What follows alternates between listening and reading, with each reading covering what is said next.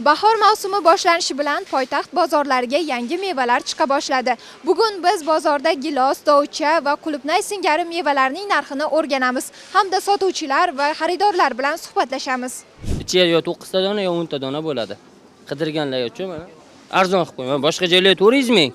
O'zimiz olib ketiramiz, o'sha uchun 250 ming qilib qo'yamiz. 300 ming bo'ladi, 350, 400 mingmi, 200 mingmi, katta kichigiga qarab. Bu gilosi turishi bu 35 ming, 40 ming. Malina bu 50 ming, 40 ming shunaqacha ham beryapmiz. O'ziga qarab.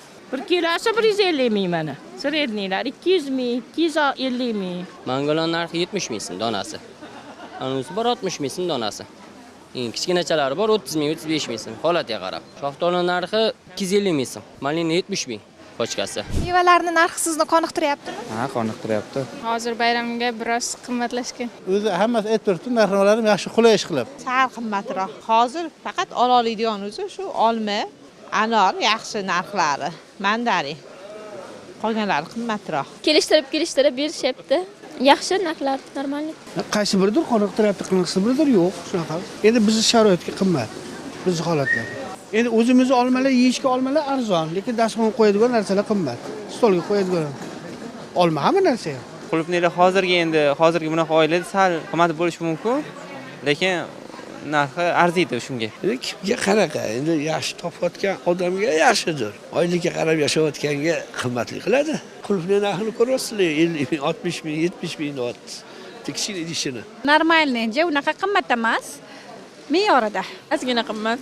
Yaxshi, yomon emas. Qoniqtiradi meni. Bo'ladi. Normal. Mevalarning narxini nimaga qarab belgilagan ma'qul deb hisoblaysiz? Oyliklar yaxshi bo'lsa bo'ladi, u oylik kam bo'lsa, uni qimmat narsadan olib yeyolmaydi, oylikka qarab yashaydigan odamlar. Insonlarning xalqi ehtiyojiga qarab qancha arzon bo'lsa shuncha yaxshi.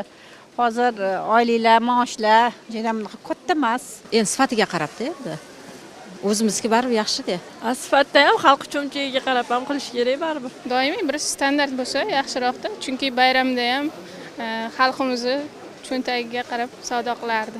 Agar doimiy narx bo'lganda, shunga qarab mo'ljallardi.